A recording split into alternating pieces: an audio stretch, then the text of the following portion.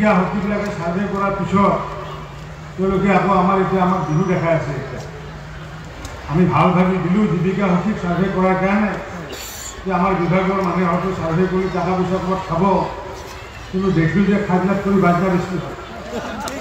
জীৱিকা শক্তিবিলাকে কি কৰিলে এনেকুৱাকৈ কৰে, গা জোৰত কৈছে ঘাম ঘুম জোৰকৈ কৰিলে আৰু কৰাৰ পিছত কি ওলালে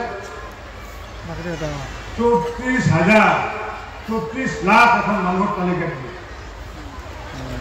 34 লাখ মানুহৰ তালিকা দিলে, 34 লাখ তালিকা দিলে 34 লাখৰ, আৰু আগতে আমি দিলোঁ 28 লাখ। তাৰমানে আমাৰ যদি চাওঁ 34 লাখ নহয় 43 লাখ মানুহৰ এখন কাগজ দিলে, আৰু আগতে দিলোঁ আমি 28 লাখ ঘৰত দিলোঁ, আৰু 28 লাখৰ লগত যদি 43 লাখ যদি আমাৰ যদি পূৰণ কৰোঁ তেতিয়াহ'লে হয় আমাৰ 61 লাখ। এইটো দেখি পেলাইতো আমাৰে মাথা নষ্ট হৈ গৈছে। এইখন যদি ভাৰত চৰকাৰক দেখাওঁ, আমি মোদী ডাঙৰীয়াক যদি দেখাওঁ, মোদী ডাঙৰীয়াই ক'ব যে অসমখন আগুৱাই গৈছে না পিছুৱাই গৈছে। কাৰণ আমাৰ গাঁও অঞ্চলত ৰেচন কাৰ্ড আছে 62 লাখ, ৰেচন কাৰ্ড আছে 62 লাখ। তাৰমানে 1 লাখ মানুহে ঘৰ বান্ধিব পৰা কেপাচিটি আছে, বাকী চব ভিখাৰী, তাৰমানে বাকী চব কেপাচিটি নাই। তাৰমানে এইটো যিটো ডাটা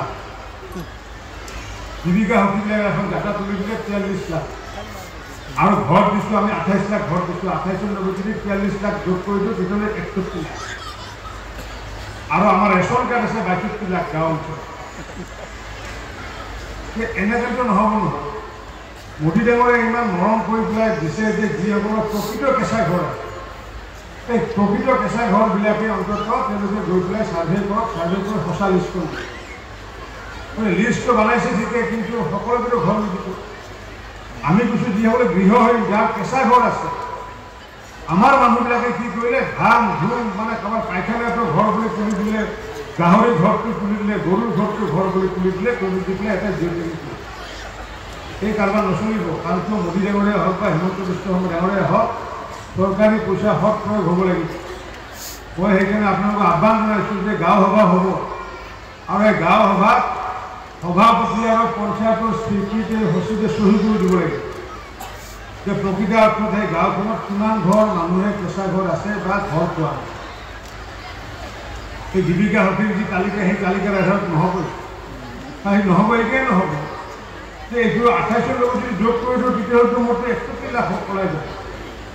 আৰু ৰেচন কাৰ্ড আছে 62 লাখ। মই কি হিচাপ দিম ভাৰত চৰকাৰ, মুখ্যমন্ত্ৰী ডাঙৰীয়াই কি হিচাপে যাব ভাৰত চৰকাৰ ওচৰত?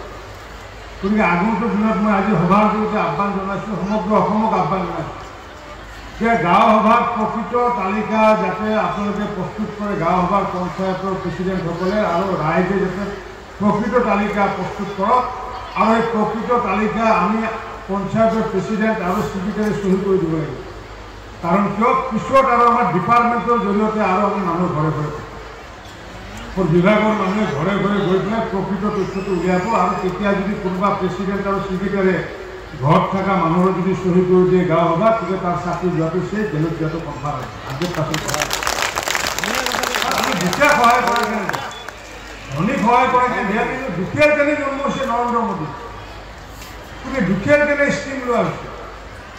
গতিকে এই দুখীয়াসকলৰ কল্যাণৰ কাৰণে প্ৰধানমন্ত্ৰী ডাঙৰীয়াই কি কৰি ঘৰ দিলে, আৰু ঘৰ দিব। আমাৰ যিমান দিব লগা আছে 10 লাখ 20 লাখ যি হয়, কিন্তু 43 লাখটো হ'ব নোৱাৰে। যিমান ঘৰ আছে প্ৰকৃত আজি কথা দিলোঁ মোদীৰ হৈ পেলাই, মুখ্যমন্ত্ৰী হৈ পেলাই মই কথা দিলোঁ যে যাৰ প্ৰকৃত কেঁচা ঘৰ আছে